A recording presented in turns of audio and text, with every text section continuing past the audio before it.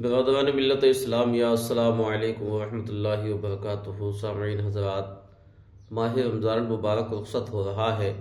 ہر صاحب نصاب کو زکوٰۃ ادا کرنے کا حکم ہے،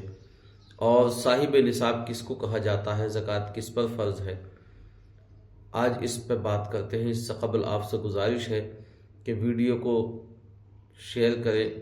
چینل کو سبسکرائب کریں، فیس بک پہ اگر آپ ہمیں دیکھ رہے ہیں تو ہمارے پیج کو فالو کریں۔ دوستو،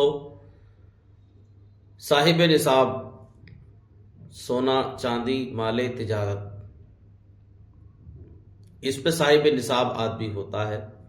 جس پہ نصاب 7.5 تولے سونا، 52.5 تولے چاندی، یا ان دونوں میں سے ایک یا دونوں کو ملا کے ایک کا نصاب بیٹھتا ہو، یا اتنی دولت پیسہ ہو، مال تجارت ہو، اور وہ مال تجارت یا کسی بھی طرح کا مال آپ کے پاس جس سے نصاب بیٹھتا ہو آپ کے پاس اس وقت آیا ہے، اور پورا سال آپ اس کے مالک رہے ہیں، آپ کا نصاب نہیں ٹوٹ پایا ہے، تو آپ پہ 1 سال کے بعد زکوٰۃ فرض ہوتی ہے۔ 1 سال کے بعد زکوٰۃ فرض ہوگی۔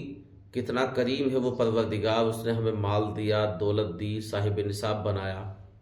اور پھر اس کا صاحب نصاب بنانے کے بعد 1 سال تک ہمیں مالک بھی رکھا۔ اس کے بعد رب نے زکوٰۃ کا حکم دیا۔ دوستو، ورنہ ہم تو مزدور تھے، ہم غریب تھے، ہم پہ جب تک ہم غریب رہے، جب تک ہم مزدور رہے، صاحب نصاب نہیں ہوئے، نصاب واجب نہیں ہوا، تب تک ہم سے کسی نے زکوٰۃ کا سوال ہی نہیں کیا۔ شریعت کی طرف سے زکوٰۃ کا حکم ہم پہ لاگو ہی نہیں ہوا۔ کتنا کریم ہے وہ پروردگار، پہلے ہمیں غریب سے مالدار بناتا ہے، مزدور سے ٹھیکیدار بناتا ہے، مزدوروں سے ذمہ دار بناتا ہے، اس کے بعد زکوٰۃ کا حکم نہیں بلکہ زکوٰۃ کا حکم 1 سال گزرنے پہ لاگو ہوتا ہے۔ زکوٰۃ کا حکم 1 سال گزرنے پہ۔ اس میں ایک اہم بات جو مجھ سے آج کسی نے سوال کیا کہ اس سال آج ہم 1 لاکھ روپے کے مالک ہوئے، 1 لاکھ روپے ہمارے پاس آئے مثلا،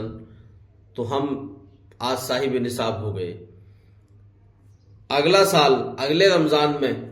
آئندہ رمضان آتا ہے، اور اس آئندہ رمضان پہ ہم اس 1 لاکھ کی زکوٰۃ نکالیں گے، یا اس وقت ہم جتنے کے مالک ہوں گے اتنے پیسے کی زکوٰۃ نکالیں گے۔ تو دوستو، یہ بات بہت اہم ہے اور سوچنے اور غور کرنے کی بات ہے۔ آپ پچھلے رمضان میں آپ کے پاس 1 لاکھ روپے آئے تھے، یا آج آ گئے، آپ کے پاس صاحب نصاب کے لائق دولت ہو گئی ہے، آپ پہ حاجت اصلیہ سے زیادہ نصاب ہو گیا ہے، تو آپ 1 سال گزرنے کے بعد، جب آپ پہ 1 سال گزر جائے گا تو اس وقت کتنی دولت ہے، یعنی پچھلے سال آپ صاحب نصاب ہو گئے تھے، اب 1 سال گزرنے کا انتظار تھا، تو 1 سال گزرنے پر ایسا نہیں کہ آپ اس 1 لاکھ یا 2 لاکھ کی ہی زکوٰۃ نکالیں گے، نہیں،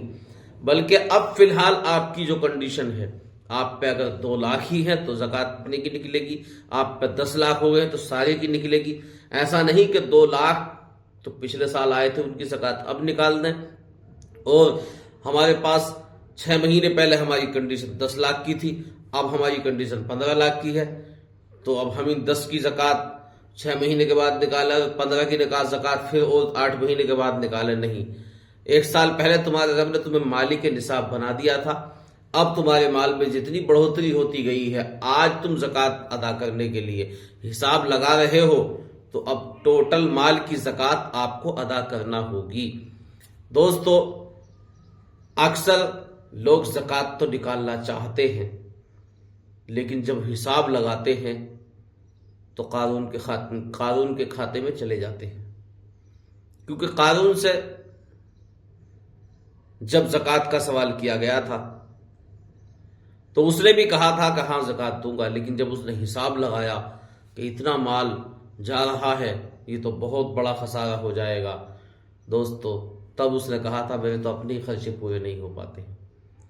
آج ہمارے بھائی بھی زکوٰۃ تو دینا چاہتے ہیں، لیکن جب دیکھتے ہیں، حساب لگاتے ہیں، یار 1 لاکھ میں 2,500 بلا وجہ گزار رہے ہیں، لیکن یہ بھول گئے یہ 2500 آئے کہاں سے تھے؟ آدمی کہتا ہم نے اپنی محنت سے کمائے تھے،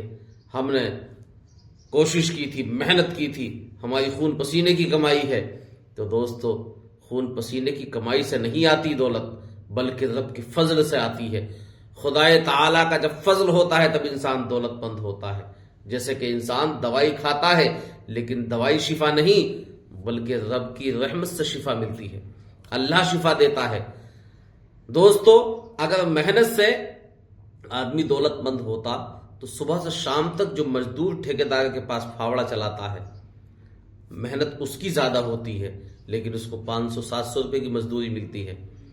اور اسی کے ساتھ ساتھ راج مستری ہے، اس کی محنت کم ہوتی ہے تو اس کی مزدوری 1000 ہوتی ہے،